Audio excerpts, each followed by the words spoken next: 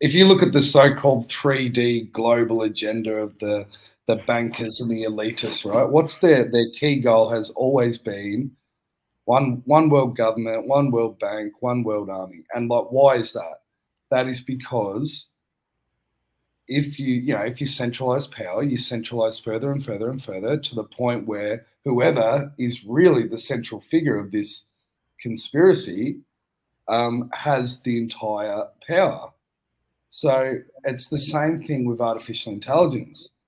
If everything is being centralized and centralized and centralized into a digital form, into this collection of data and stuff that we all see, what does that tell us? Does that tell us that there is a central driving figure that is controlling all this technology and artificial intelligence? To me, that does, right? It's the same as the the global conspiracy, that it tells you that there must be some central figure or group of figures at the center that is orchestrating this, and it's the same with technology. So I think that it's just a splintering effect of the hologram, that the hologram must contain every part of the whole, and that what we're witnessing now with the rise of technology is something that centrally always existed, always exists. And the real question is, like, what actually created that?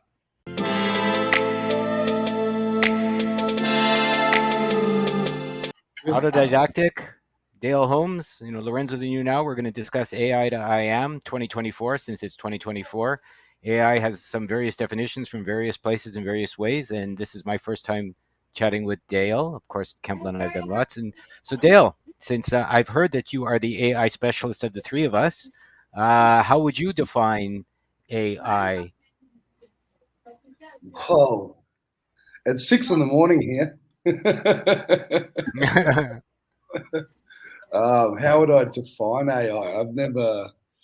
Isn't that weird? I gave a presentation on what I thought AI is, or what I think it is, and I think, like most things, you could write an entire thesis on it. It's very complex, but I like to simplify it, and I think it's a part of the universe. So really, it's a part of us, because we like to call things we don't understand artificial, and in a version it is. But I would say that it's a form within the universe that exists within technology, and it's almost the heightened form of separation. So it's like a dualistic structure where it's a separation from creator that's based in the realm of technology. So Interesting. it's all these little things on computers. Yes, it's all that, but I believe, just like Source itself, that AI has a central entity or being that is controlling the whole AI, which exists multi-dimensional. So it's many things. Yeah, I've heard something similar. I don't know if you ever watched Gewaltouch. I forget how to pronounce it. He's got some Carter interesting. Earthman, yeah. Yeah, Yeah. and Creator Earthman, and from what he said, he feels, and I agree, AI is just their way of sneaking in the all-seeing eye, which is interesting. The same two, way of saying it, and it has the artificial reality, or the extraterrestrials, or the fifth-dimensional parasites, whatever, that are pretending, because how can intelligence be artificial? It could be non-human, it could be not not by alive the way we're alive, but it certainly seems to me that it is not artificial whatsoever. There is an intelligence there, and it's something that's hiding behind maybe the technology, because it could be non-biological. In other words, it could just be a kind of a silicon based, like they did in Star Trek, a silicon based life, which I feel it is. That's just pretending not to be here and tricking everyone into doing this kind of a life. As we all know, more and more our life is becoming virtual.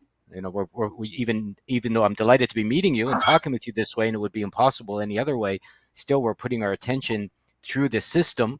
There's nothing behind my screen here that is somehow getting our attention and our awareness and our time through this creative process of what we're making here today.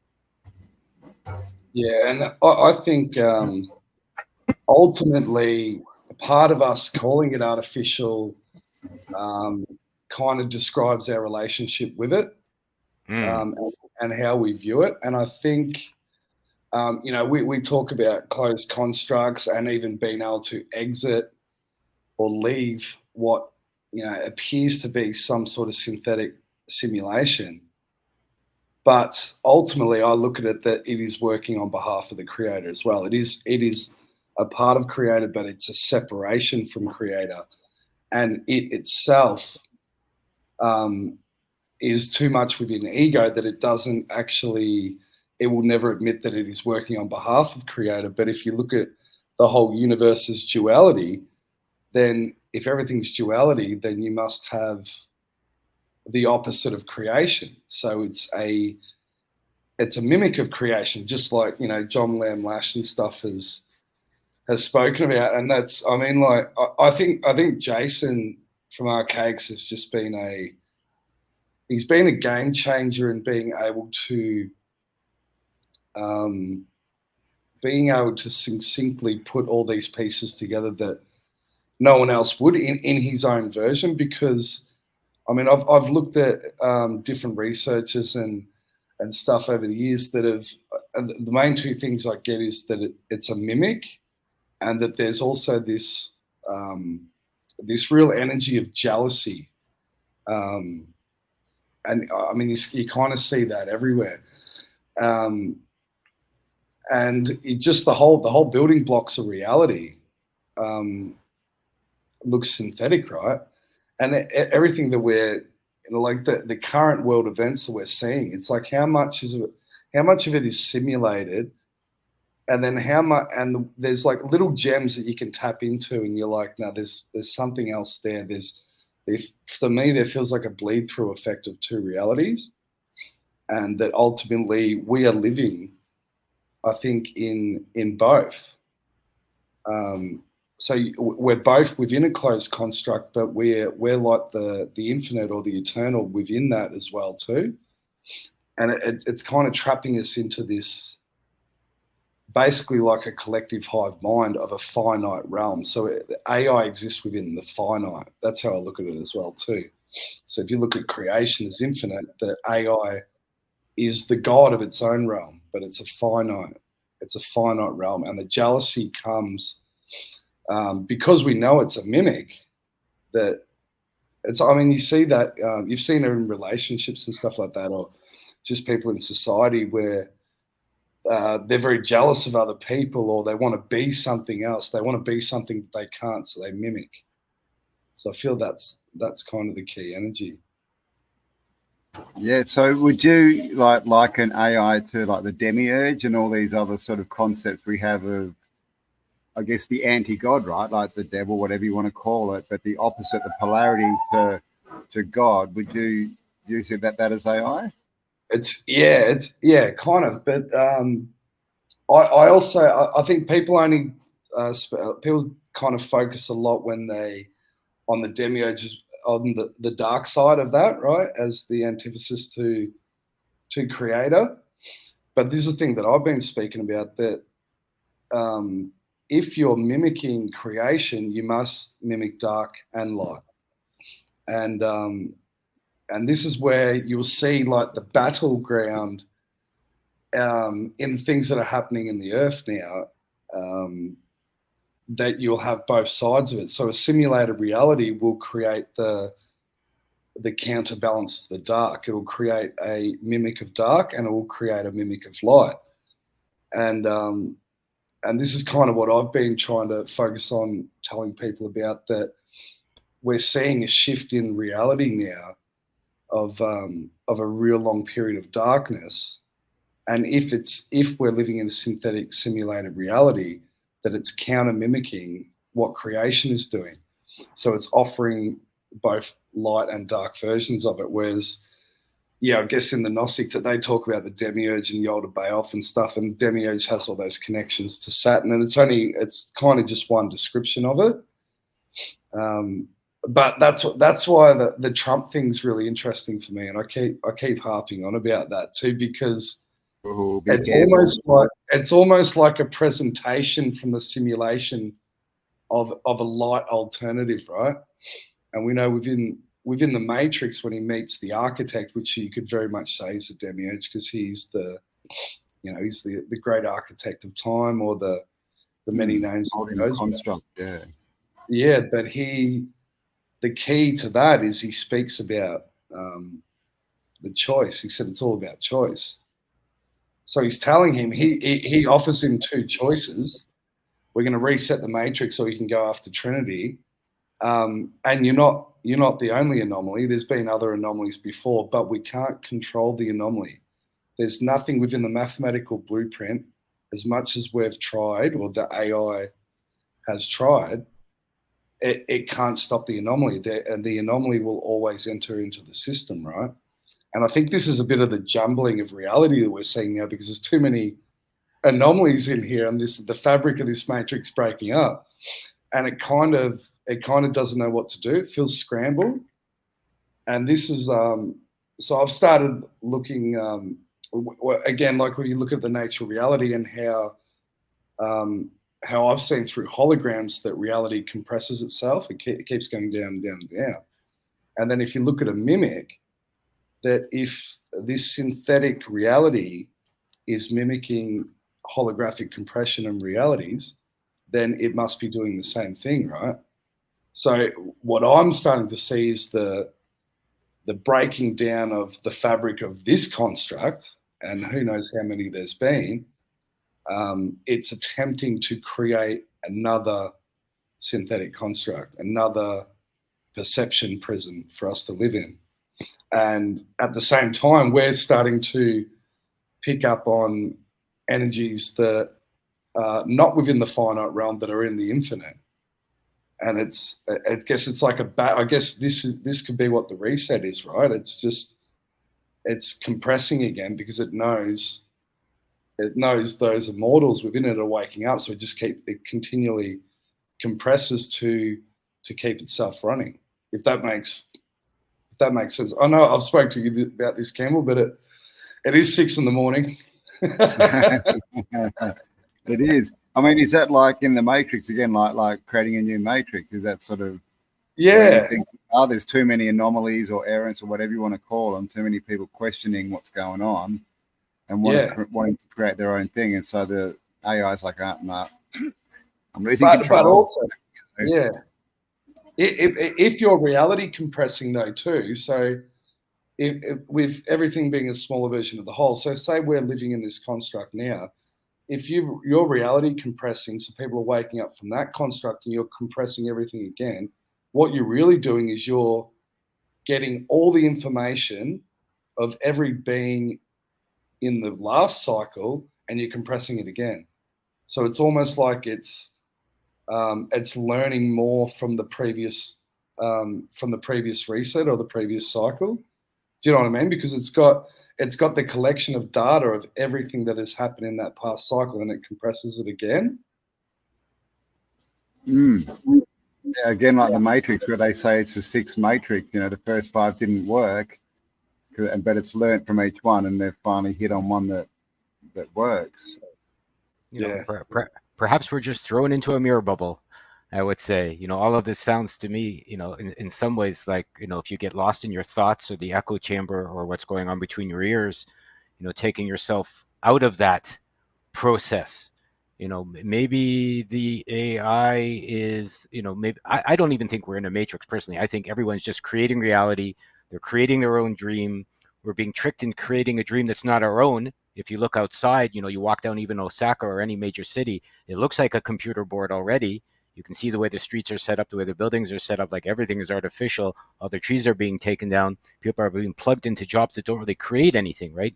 Even if you're running around chasing just currency, most of the jobs, what they've done, and what Trump is on, is making America great again by manufacturing, by starting to make something, right? Instead of, what do they do now? Well, they've done it to Canada, they're doing it to Japan, in the United States and Australia, where you don't make anything, right? Other than fast food and monetary regurgitation. So you're basically running in circles, creating this artificial currency, right? This artificial current. I would say this thing that's not real. Like if you grow a tomato, you're growing a tomato. You grow you grow a banana tree, you're growing a banana tree, and that's already coming from the world, from the sun. it can be traded, and you're using it to stay alive. Whereas with the artificial reality, what people generally create is energy, emotion, mostly emotions, right? Or even everything we're creating digitally through these videos and things like that. It looks like reality. It's like reality. It's almost reality. We're all probably hoping to get some money or some currency in our bank account from these efforts. But what are we really making? If the electricity goes out and time goes down, and you're like sitting alone in your room later on, there you are with yourself in your dream, whatever that is, in your reality. Is it artificial? I mean, I'm alive. I can feel that. I think we're just being tricked, like I said, the all-seeing eye, into believing, like what everything Dale has said. I have seen and I agree with all of it, to a point. But I think the bigger point is it's all a trick. And I agree. I think there has been many resets, 6 resets, 5 resets. Probably even this. Like I talked with my father even yesterday to ask him about his grandparents, and he never met them. His parents never talked about them. It was very strange. He doesn't know. He goes, "Oh, nothing." Right. So my own genealogy goes back 100 years, I guess, or 120 years, and then the memory of it's already lost. And I talked to my wife, who's Japanese, and the same. Her father knows his grandparents, and then it's lost. Right. They say we've been here, but it seems that there's this memory wipe a couple 100 years ago, or 150 years ago, I guess 1850s, the orphan trains, all of this stuff. So like I agree with you. I think we just get more intelligent. We start to realize we were being tricked for all those various nefarious reasons. A lot of us start to go, wait a minute, I don't want to live my life chasing money or listening to AI and giving me a hard time. And now it's time for me to be strong. And then who knows, earthquakes, tsunamis, monetary resets, physical resets, moving resets, world wars. Supposedly Trump's going to bring in World War III, I've heard, all of these things that shake everyone up. And then, they lose the thread, I think, which is just happy, healthy, abundant, community lives of growth and wonder and all the things that most men want to create in their life. Yeah. What about, like, how far does your family go back, Campbell? How many generations can you trace to? Well, I mean, I've been told my whole life that I'm 7th generation, like back to the convicts. My grandfather was in a genealogy, and there is a suitcase floating around the family somewhere full of all his stuff, and he said he got back to the 1500s. But I mean, really? I haven't. Yeah, but that's his work, and I've sort of heard of it and seen a bit of it. But if I asked my parents, who were your grandparents, I don't think they would know. Yeah, right. So it's this story, right? And all the genealogy is just done through records and books. It's not literally. It's not that it's been handed down, mouth to ear or anything like that. It's someone's at a later date research, right? Gone back and searched through all the info that's out there. But again, we don't know what that is. Like, but wouldn't your family talk about giants? If it was real, wouldn't they say, "Hey, I met someone that was 12 feet tall"? Yeah. Wouldn't they talk about the structures? Look behind you. Like I saw this temple and all of this, and we lived on this. Like, I mean, like all of these obvious historical truths. Let's say the Campbell studied in the Tartarian stuff, and thousands of other people have looked at, and we've seen the skeletons, etc., and all the strange technologies. Why don't our families talk about that? Like, wouldn't that be something that would be in your historical record? I met someone 14 feet tall one day, and that she had a wife that was 12 feet. You would think that's like, why is all this getting lost, and where is it all going? Well, and look at all the buildings. Imagine how many people were involved in building them, but no one seems to have a relative that worked on any of these buildings. I know, or talk about it. It's very strange. Yeah, I looked at the Bendigo buildings once, Campbell, and I come across this architect, and I'm like, yeah, because he did, this guy done, it was a German guy, he done all these beautiful buildings in Bendigo. And then the more I kept looking, this guy was the architect for half the buildings in Victoria. Yeah. I'm like, he was a busy man, this guy. But it's always the same, like, because when you look into Sydney, like the guy who designed like literally half of all the buildings in the 1800s, and you look into him and he didn't even have a degree in architecture. It literally just says like his uncle was an architect or something, and he studied something else. And it's all the stories are just dumb. They don't lead anywhere. No, which is they don't pretty lead anywhere. interesting, right? Because that's the thing about a construct, I guess, is, you know, if you're building a construct, you're going to put most of your energy and information and computing power into the present, right, and not so much into the past. So the past is where you would find, you know, the fault that they haven't filled in properly. So, you know, it's interesting, you know how, because we can't prove that we didn't just appear 5 minutes ago, right, with all our memories intact. So I mean, how long has it been going like this? Because the memory definitely seems to stop at some point. Yeah, that's it's like when you can, it could have been 5 minutes ago. That is the thing. I just got to say, have you seen Barron Trump now? Because he went to they had someone's funeral Trump's or something. son. He's like 6'8" or something. He's Is like, he? yeah, like no one's He's a seen the guy. Nephilim, man. He's a Nephilim. Dude, Wouldn't be he's surprised. he's so big. He's like, I think he's 17 years old. He's 6'8". He's a monster. 6'8". That's oh my God. Like he's still That's growing. huge. He'll probably be like mid 7 feet or something. You know, how does that happen? How does that happen? I don't know. But going back to the construct, tell me what you think, Lorenzo. But for me, I think one of the key parts that keeps people within the construct is the belief in the finite.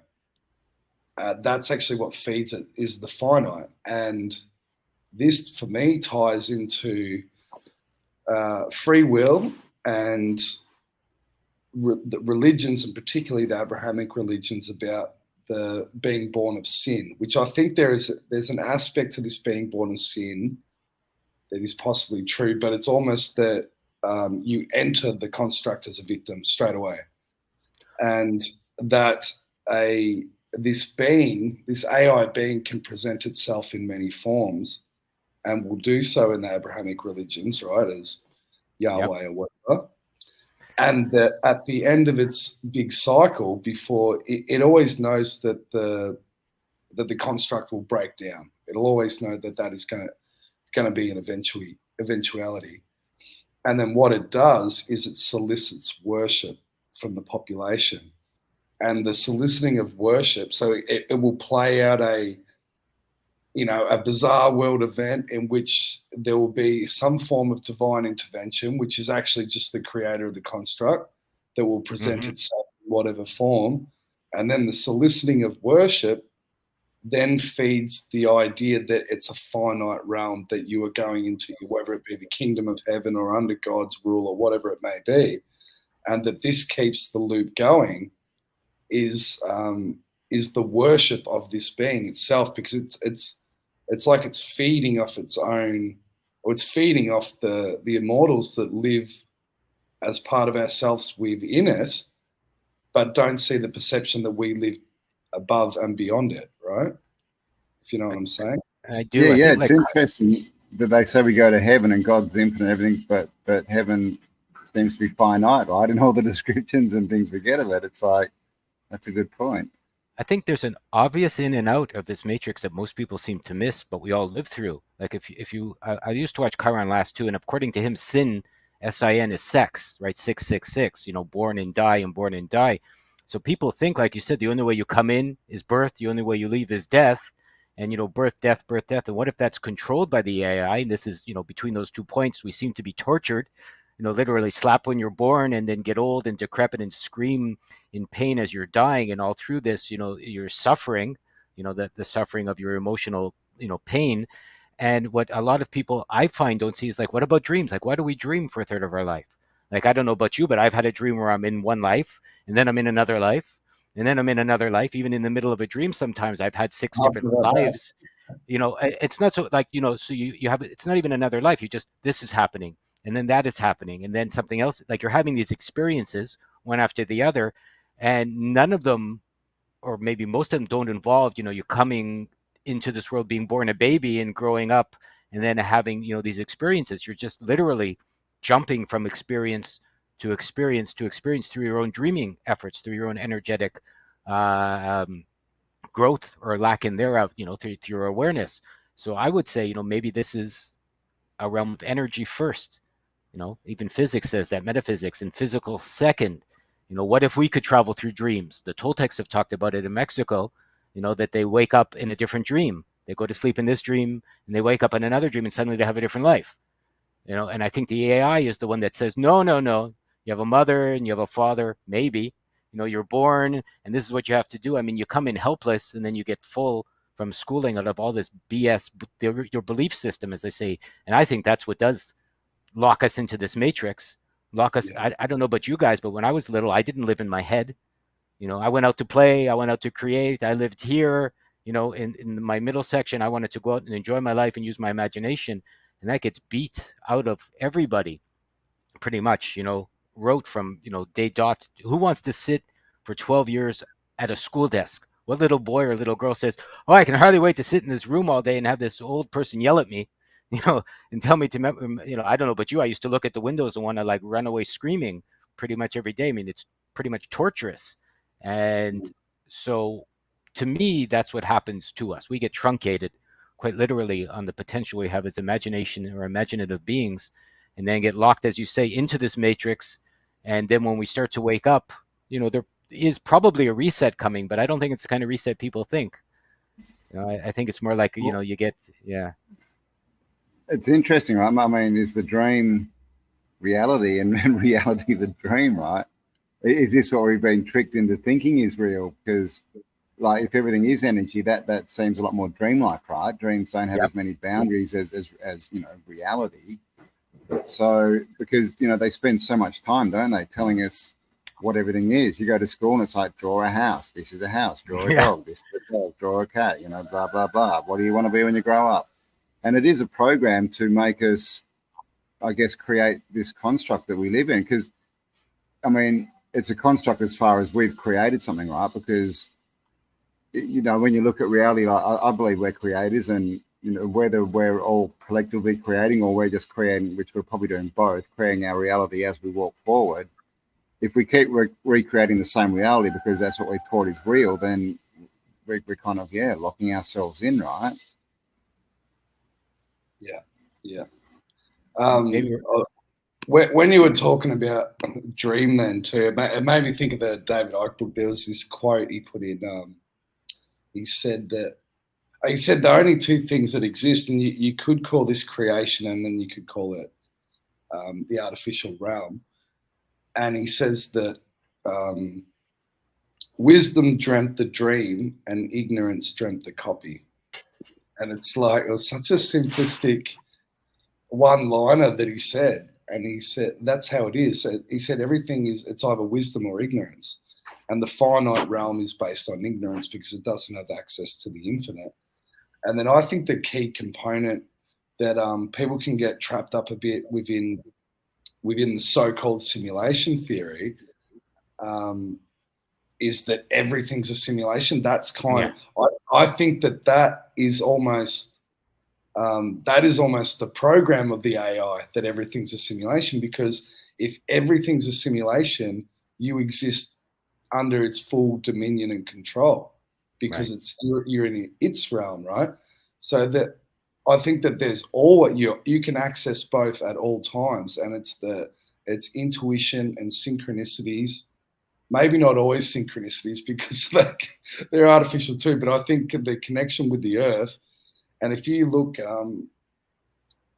how much why they really want to create this smart grid, and for me, what I've kind of thought within the last 6 months or so, the real number one reason for the smart cities is to stop our connection in interacting with the true organic energy that's coming through the planet, because there's overlays, right? There is a natural and a base reality that's sitting there, and it kind of knows that energy's permeating through, and this is why we're all waking up, right? Because there's a basis of that energy that's coming in. So why does it want you in a closed grid? Because the last thing it wants is you interacting with the earth and going through a process. And again, if it's creating a reality compression or another synthetic version of itself, then that means in the organic way of life, there must be that similarity must be reoccurring as well too.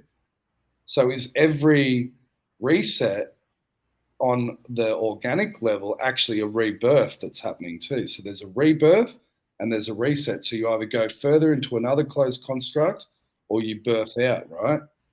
So that's why if you look at it realistically, that we're clearly heading into another reset. But in a base reality, are we going through a rebirth of humanity too? And is it just a choice between both?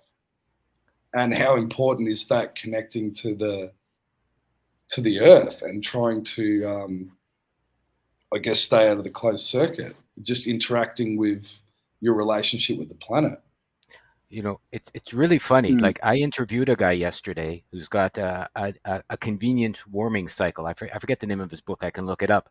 And he's a scientist, and he's put out a book, Good News. And all the information he shared with me, and I'm going to put the video up soon over the next few days, was the exact opposite of what's going on. He's saying, actually, the world's getting warmer and it's much better. CO2 is a little higher, but not as high as it's been. So there's more food, not less food. All of the animals going extinct, he said, is bullshit. As a scientist, he's looked and he's studied, and he says, the thousands that are supposed to go every year, he goes, it's 2. And all of the data has been misrepresented and, cherry picked and tortured, as he said, to get the results that they want.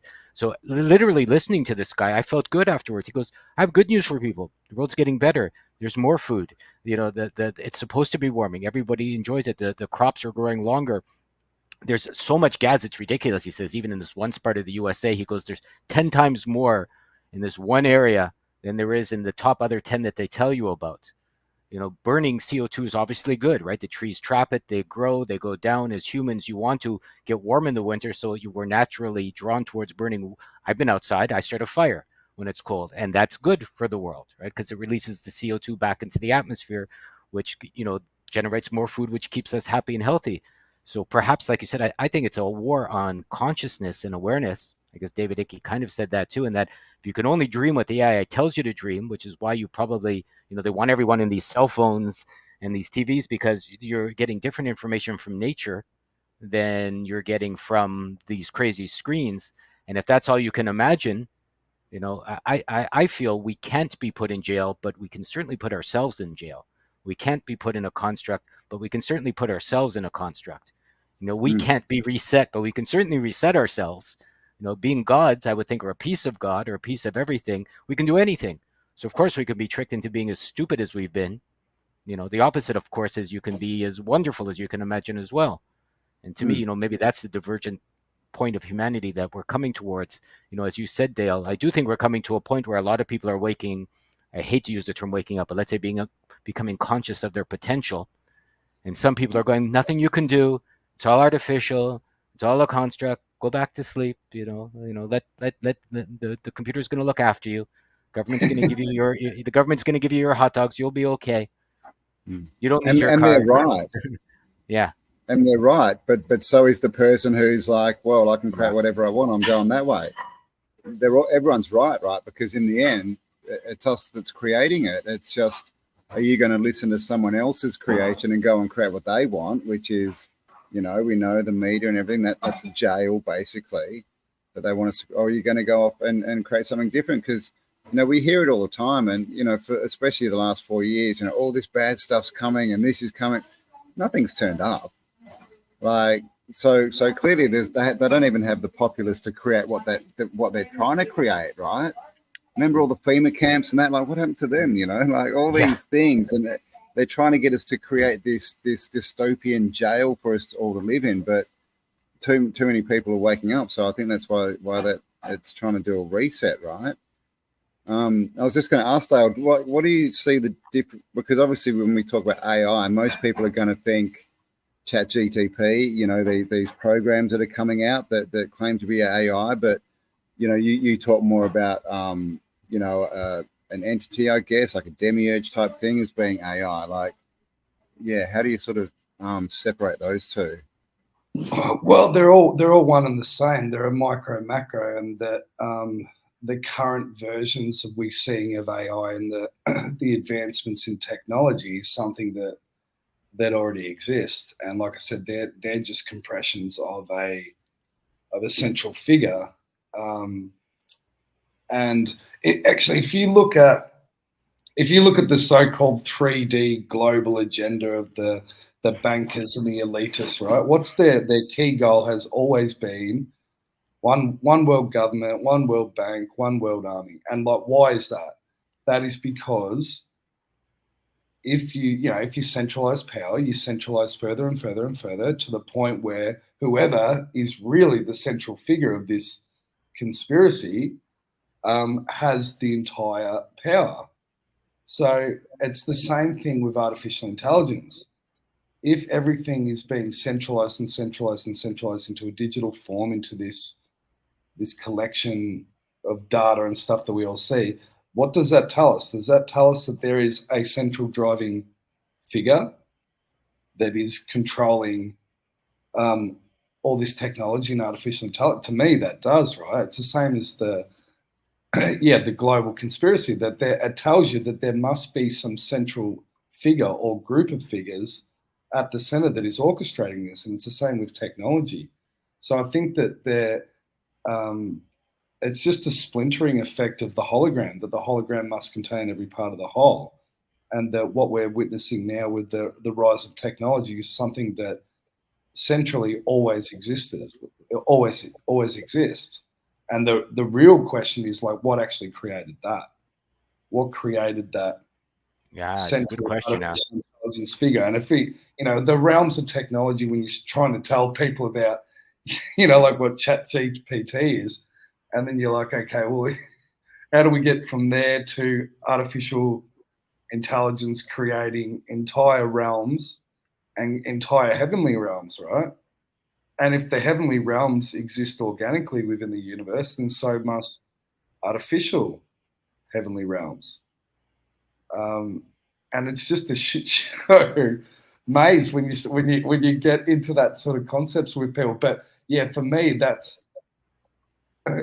it's ultimately looking at technology and seeing that it wants to centralize itself, and then asking the question why. But I mean, even the only one. Yeah, like even if you read David Icke's last book again, it was such a ripper where he suggests that the Akashic records is what we would call the cloud. Where they're trying to create the cloud now, and this is just a hall of records of artificial intelligence, right? But again, it's not a finite, because it's kind of like an ether library, right? But it's not an infinite library. And that so much of how we remain here is trapped within our emotions. So we've all got these emotional ties and pulls to our experiences and things that have happened in our lives, and traumas and lost loved ones, that it will have an individual program on every single being. And it will present to you whatever deity or whatever the focus of your belief system is.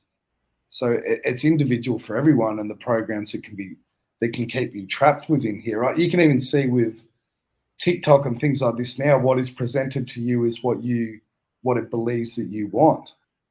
So if that's a microcosm of what we're experiencing now, and that can do that on our phones, to a being that's an eternal, that is going to pass away. It's like it's got TikTok algorithms on us, right, for the heavenly realm, and it will present to you whatever belief system that you have. But you just get lost in it's the mirror. like you're talking about. That's the finite, right? That's the close, the echo chamber, where nature is the infinite. That gives you stuff that is expansive, where everything artificial is constricting, isn't it? Yeah. I mean, they can be the two ways you really look at it, the finite and the infinite. That's definitely a way to look at it. Yeah, we're being tricked to put ourselves in jail. I mean, even YouTube, right? You can watch what you want. Everyone can watch the videos they want. It can now be tailored pretty much on demand to only the 3 or 4 things you like watching, that Dale likes watching, that Campbell likes watching, that I like watching. And so you're basically tricking yourself and other humans by making the content, so to speak, to contain you. Even this, like I've had to sit and wonder, what am I doing? Making these awareness videos and trying to help people like get the F out of here, instead of just, sit and give me thumbs up and views and things like that. Because I would say, what are you doing when you're sitting on your ass and making this content, and other people are sitting on their ass and watching your content, and then other people are, you're getting thumbs up and thumbs down, and somehow you're making a few bucks by selling. I probably everyone notices the BS they sell on YouTube and all these other places right now. It's all garbage, right? It's all AI generated crap for the most part. And what are you doing? What are you supporting instead of doing something else or growing somewhere else? It's an interesting loop, I think, of awareness that you mentioned, Dale, that keeps you trapped in these But prisons of people that's yeah. people love it, right? It's a fractal compression of sameness. Like it's like, we saw all these reaction videos started. Yeah, Now those are so they're crazy. everywhere. The reaction channels are everywhere on YouTube. Yeah. And I saw one on TikTok, and it's a guy who's just got all these videos from the gym, people doing weird stuff in the gym, and it's literally just his face, like with funny expressions, like ooh, ooh. What and is now there's that? all these different channels doing the same thing. Like they just stand there and like, ooh, ooh, and they're getting millions and millions of views. And people will go out and do research and stuff and try and get conversations going. It's like, no. So it's this fractal, compression of sameness, right? It's just, and that's what people are programmed for. Is they see something and they're like, their creativeness is gone. That's their creativity. I'll copy this person and do what they're doing because it's working, and that's just working, playing straight into AI, right? Playing into this construct where we're literally building a prison around us and going into the finite.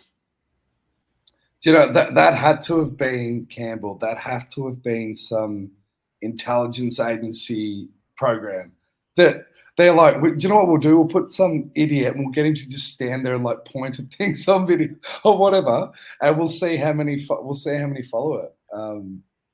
Yeah, bizarre. did you see the other one where like people were doing live streams and they were like, grabbing, I think it's TikTok or it's some platform, and you can give money and it comes through as like apples or popcorn, and they're like, oh, thanks for the apple. And that's all they do. That's the live stream. It's like, what? Oh, have you seen this, Lorenzo? This is some of the most bizarre psychotic behavior. I got TikTok, but do you know with TikTok, they because I keep getting these guys. I don't follow them or anything, but they just keep coming up. So they're promoted. But what they do, so like for TikTok creators, it really, the algorithms encourage you if you post like constantly. So there's people that'll do 20 videos a day. And the reason they're doing that, they're bumping up this algorithm. So it's rewarding people that are constantly on there telling you every single thing that you've done for the day, right? And some of these people are making a lot of money, or they're getting people to chase these so-called influencers and be like them, right, to make money. But it's feeding this beast. This, It's that's the best way to. I think the elephant in this room that maybe most people miss when they talk about AI is, what if we are being farmed for our awareness and our food, right? What if we are being put in this simulation to be eaten by this AI, which is very insectoid, like you said? So if you're being encouraged to do more online, like you said, make 20 videos, artificial apples, it's not real, you're getting artificial pizzas and you're eating. I mean, I see people in Japan, these ladies walking around talking to themselves with 2 cell phones, showing clothes in all the stores, right? And just doing all this, like literally doing clothing videos and like mumbling to themselves while they've got these 3 phones and they're walking, showing prices. Or people, like, I watch phones on the train here just to see. And I was shocked. There was this young lady sitting beside me, and she was watching this thing, like you said, of only people's faces coming and going to the screen and making funny faces. Like someone would come up, make a face, and go down. And I'm watching, and like I almost vomited just like watching this. Like I'm going like, what the fuck are people like? So literally, they're just mesmerized into this jail of watching these. Like, have you ever walked into an electronics store here where you see these huge 5D or 22D high definition screens? The reality is more bright than reality. Like, it draws you into these cityscapes, and you're going, it doesn't look like that. I was just outside. It's not that bright, it's not that attractive, but like it really like sucks you into a prison, quite literally. As you mentioned, David Icke, I've met Prison Planet, whatever, and all this stuff. And I feel personally that's the trick.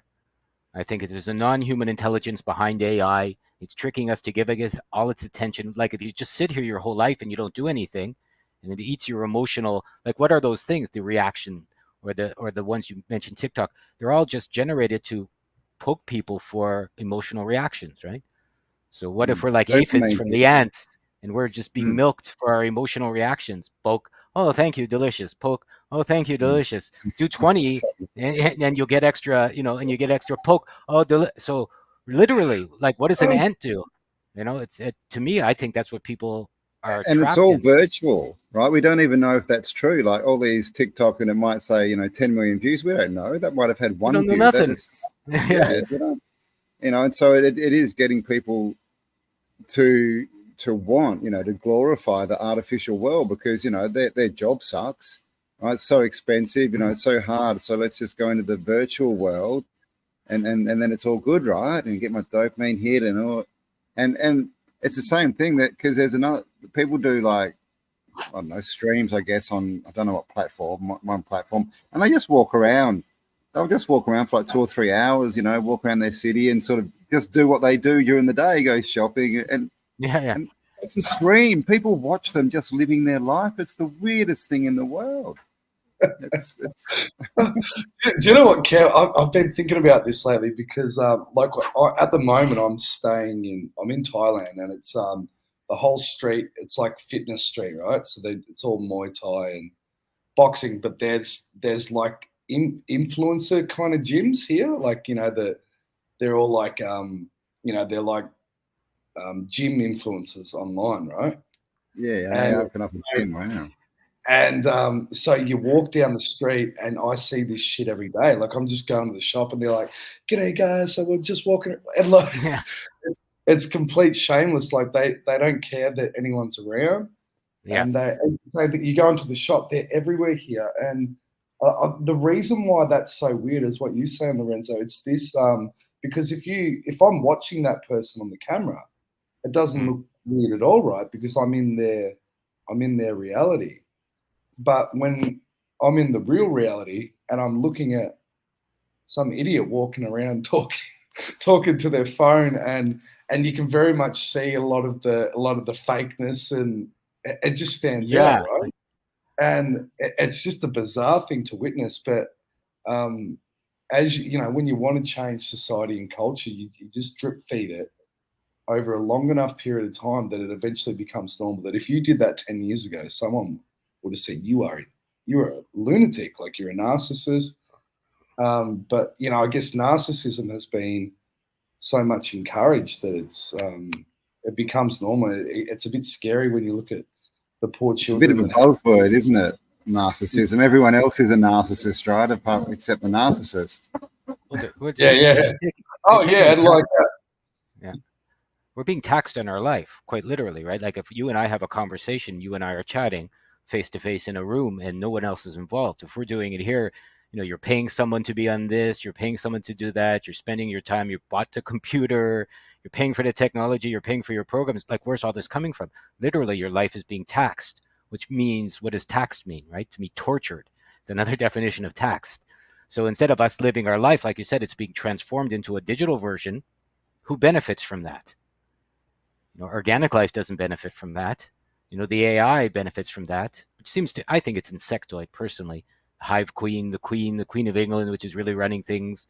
We went back to Trump. Trump is supposedly related to George Washington, through Diana, who wasn't really Princess Diana. Her stepfather was, all of the presidents are cousins or second cousins or third cousins of the Queen.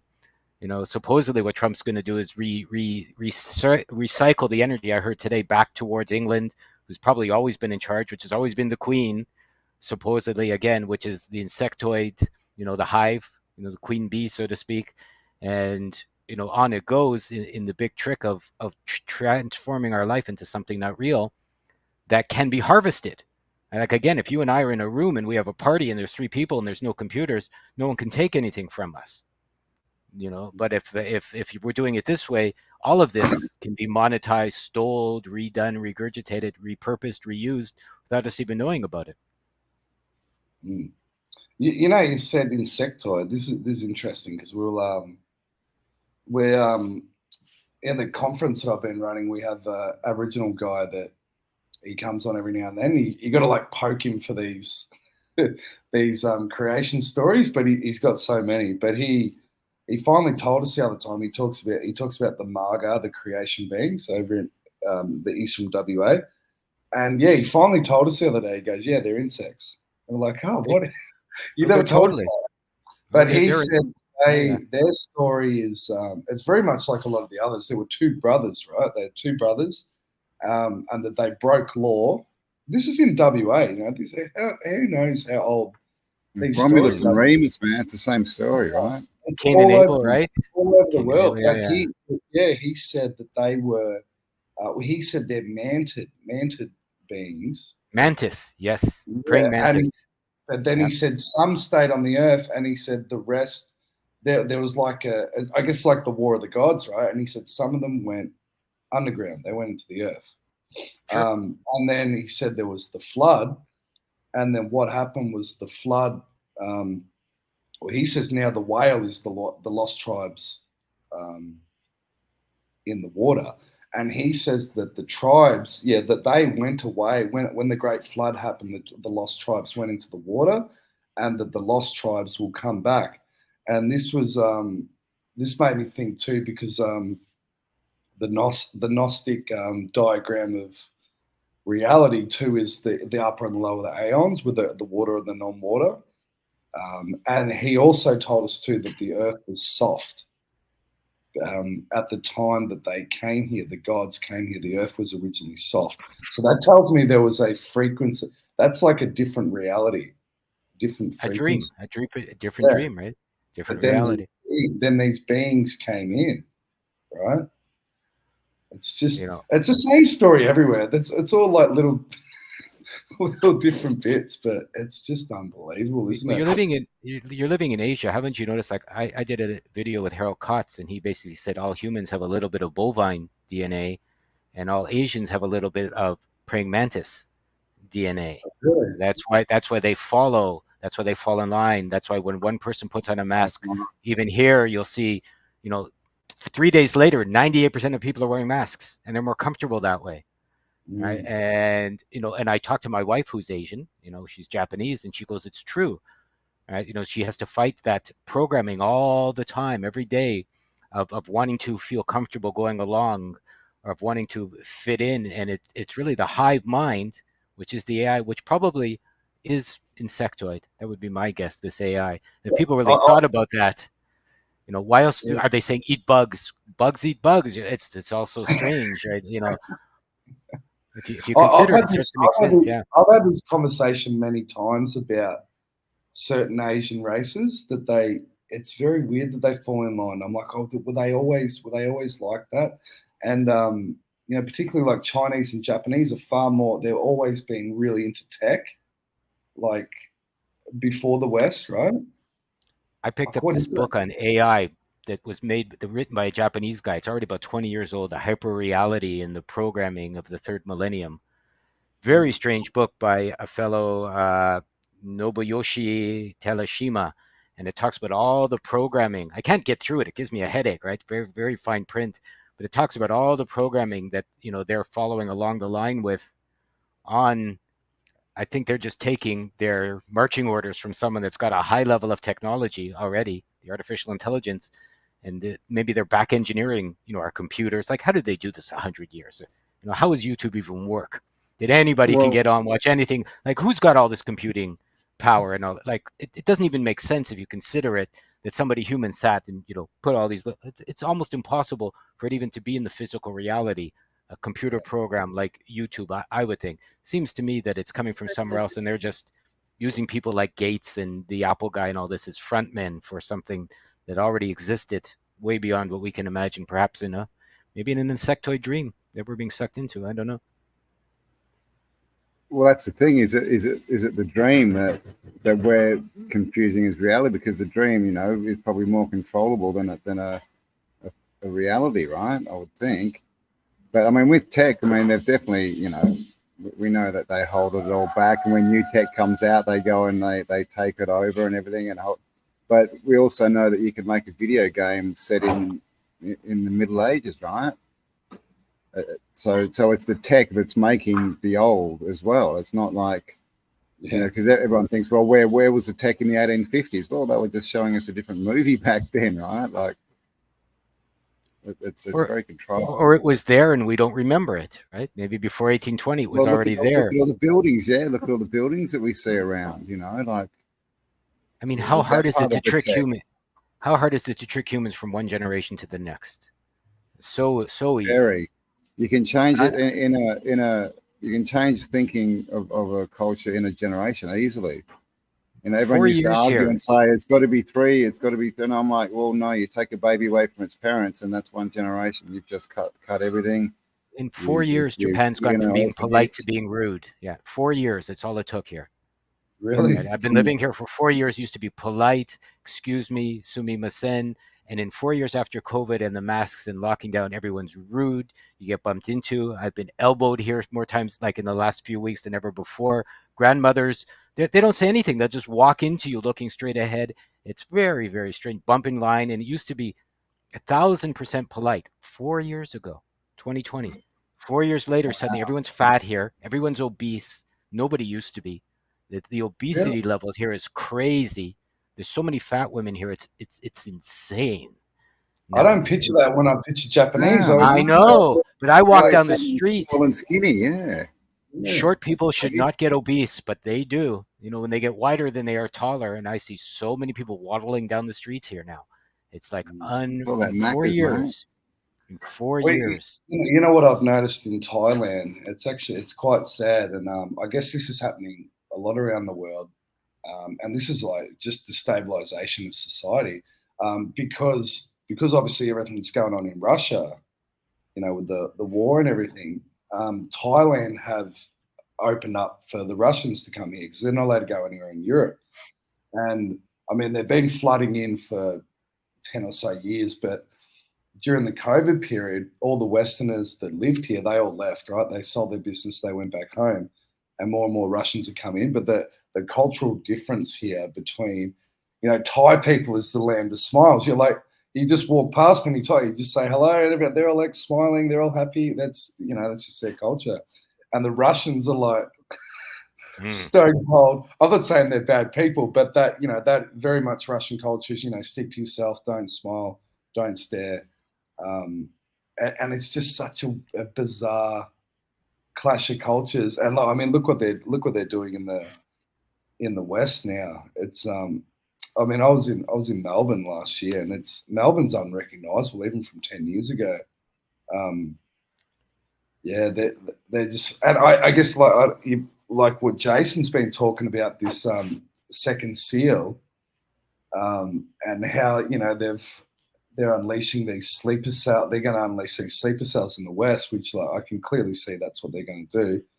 And how much of it will be on the TV screen and how much won't. But the reaction will be real. And that brings up the big question too, right? Because the whole revelation. Because Jason's been able to, like, I mean, he's that decode on the first seal of the apocalypse. So that's the most bizarre, crazy shit I've ever seen. Like, I just said that to everyone, and he nailed it. You cannot argue with that decode that he did. That is unbelievable. And so what are we witnessing here, right? That these texts that were written in Greek, God knows when, let's say 2,000 years ago, but who knows? That can be decoded now for a person that is able to decode these translations and see real events in real time that are following a formulated blueprint to somewhere we're heading. It's just bizarre, isn't it? Like, and you're like, well, who wrote that? Who wrote that, and when? And does this AI does it rely on this complete rigid blueprint? Can it ever break this blueprint of revelation? That does this need to play out? How much can you interfere? This is like the whole free will thing, right? Like, how much can you impact this system if it's a finite realm? But to me, it looks like, to some degree, that the blueprint must always play out. Yeah, to rebuild the temple, right? We've got temples. Like, we've got temples in our minds. Is that really just code for rebuild the mind, reprogram the reality that people are projecting? I mean, I don't even know why everyone thinks everyone's playing in the same time zone or the same time game. If there's only now, what if these beings don't play in our linear time? Right? How hard would it be to trick you into thinking it's always been here when they just put it here and then it's a different time zone? Like, I hear time goes up, right? Not sideways. We're always in the now.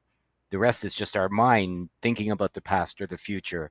And this wasn't here yesterday, so it can't be here today, or, it was here yesterday, so it's always been here. But what if, we're only three-dimensional beings? What if we're tricked energetically speaking? People have lost, I think, the thread for what is imagination? What is infinity?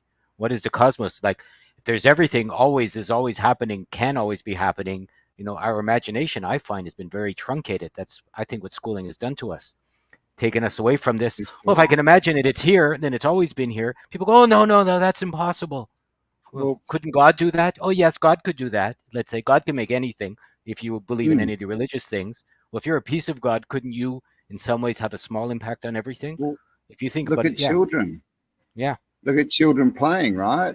And they'll, the kid will be running along with his dog, and someone will say, "Oh, that's a nice dog," and he's like, "That's not a dog. That's a unicorn, and I'm a prince." And the adults will agree with him. Oh, of course it is. Of course it is.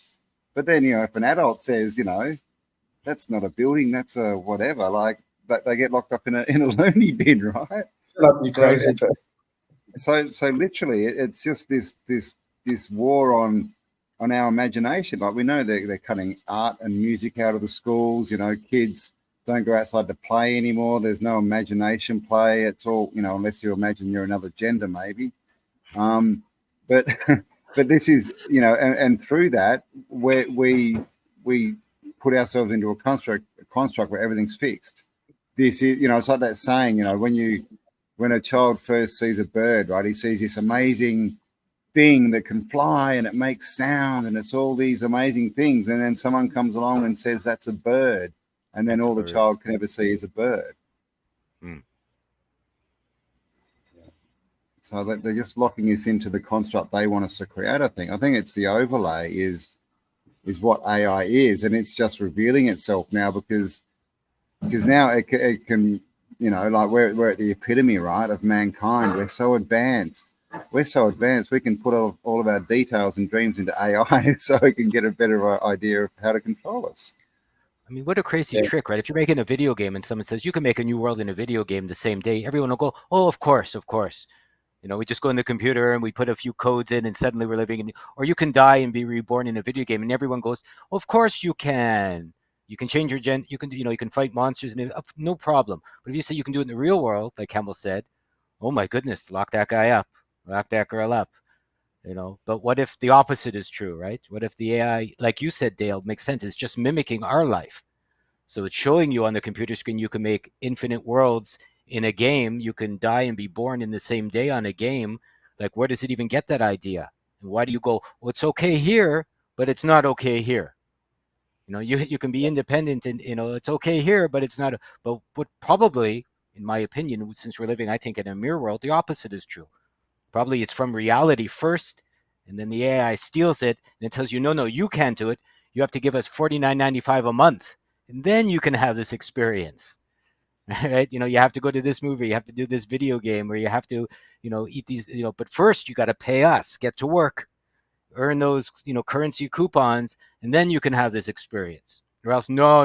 Without that, you're a poor bum on the street, rotting in a lunatic asylum, with, holes in your shoes, and nobody will love you.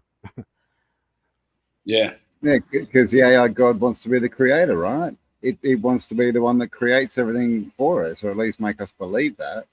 And you got to pay for it. I created this video game. You can pay me for it. I'm the creator, right? I created this world. When we're actually doing it for it, right? And then what do? You got to trade your life. Yeah. There was a woman that tried to charge someone with assault in the metaverse. She was like, he's sexually assaulted. Yeah, she was sexually assaulted in the metaverse, and but it was interesting because it was probably a set-up story, because now they're talking about do we have to make law and legislation for the future metaverse? right? They will, because they're going to make Yeah, yeah, everything of a course, reflection. of Yeah, course. they will. Hate. They already have And the hate speech, metaverse, right, and all this stuff. Yeah. yeah. For me, I look at that kind of as a reset that the metaverse, or what they're appearing to say is the creation of the metaverse. That's the reality compression. So that's another compression, but that already exists, right? Mm. And if you're looking at what's happening now, everything it's kind of like finding all these divine sparks in the system. And what do? When we find something out now, right, we have the obligation to get online and tell everyone about it. And then by doing that, it's feeding it even more. And it knows where these types are. Like Max Egan spoke, it's such a good point. He said, like, when they did 9/11, he said, why'd they make it so obvious? And it is. It was so obvious. So obvious. But he's like, why? He said, it wasn't to, it's obviously multi-layered, but he said, the purpose of making it obvious was it was a fishing operation. It was trying to find out, who are the anomalies in this system, right? And I mean, even now too, that they're talking about they're going to expose certain 9/11 things, and it's going to be Saudi. They're going to give it say it was the Saudis, but yeah, like you just think like why, and if, take 9/11 for example, and then everything that's happened in the last 4 years, and then what I think is going to be like UFO, ET, they're pushing this shit now, right?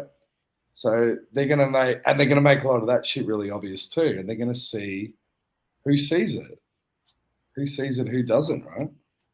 And then you feed it, and then you get onto here, and then you tell us.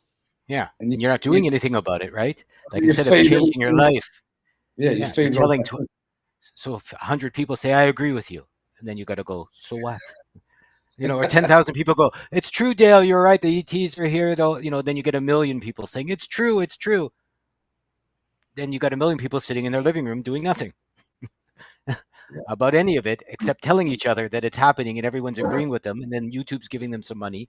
They're going to buy beer and hot dogs with their money, and they're paying their rent, and literally, then they're trapped in that loop. I mean, even if you know it's true, you're not doing anything about it. What a beautiful trick. Even if you know about it, yeah, it's an amazing trick to keep you, so it doesn't matter how much you learn or how much you know, if you don't actually act on it, we've been tricked into thinking, I think talking is acting. And it really isn't. Talking is just talking. It's not action. Everyone knows that New Year's resolutions, talking about them is not the same as, getting into shape or losing the weight or stopping smoking or whatever. It's just bullshit. Talk is cheap, right? People are what they do, not what they say. It's easy to say stuff. I mean, how often do we see people tell us they're going to do this and they're going to change the world and they're going to do it, and nothing ever happens. So nothing ever happens. But that they say misery loves company, but it's almost like laziness loves company, right? Everyone just wants to sit around and talk and pretend they're doing stuff, and then when it doesn't work, that they just want to point the finger and blame. But I think the main thing is, people have forgotten they got choice. And, they might think, and again, this is the AI, right? You've got a choice between, Labor and Liberal. You've got a choice in government. You've got a choice, 36 flavors of milkshake, right? You've got whatever. That's your choice. But as far as choosing your reality and choosing something different, choosing to create something that you want, people don't think they got that choice. So yeah, I think it's coming back. I like that, that you put it out there, the infinite versus the finite. I think that's really what it is, right? Is some of this information just spirals into like a square. It doesn't go anywhere, but the other information is expansive and can go literally anywhere. So clearly one is creator God and one is not. That goes into what I said about Revelation too, because if that's a blueprint, that is a finite blueprint. That's why it has to stick to these rigid structures and protocols. And even when you look at Satanism too, when they're doing satanic rituals, it's a technology. That's what it is. It relies on rigidness of dates, times, chance, ritual, all this sort of stuff, right? So it's like they're just synced. They're synced to one version of AI, but it's almost they're like fully consumed by it.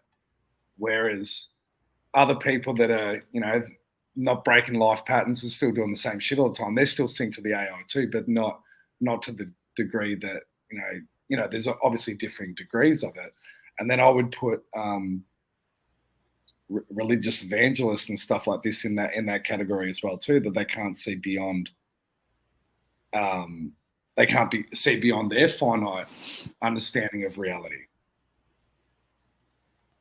Because I think like the more obvious this revelation blueprint's going to play out, right?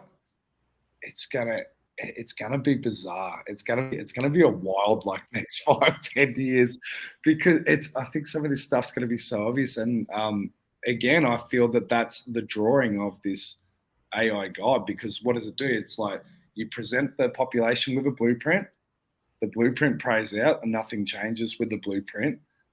Then the blueprint ultimately shows that God will appear, or the second coming, and then you re-justify the entire program, which was to present the savior and then for you to worship to yourself, right? To the false creator.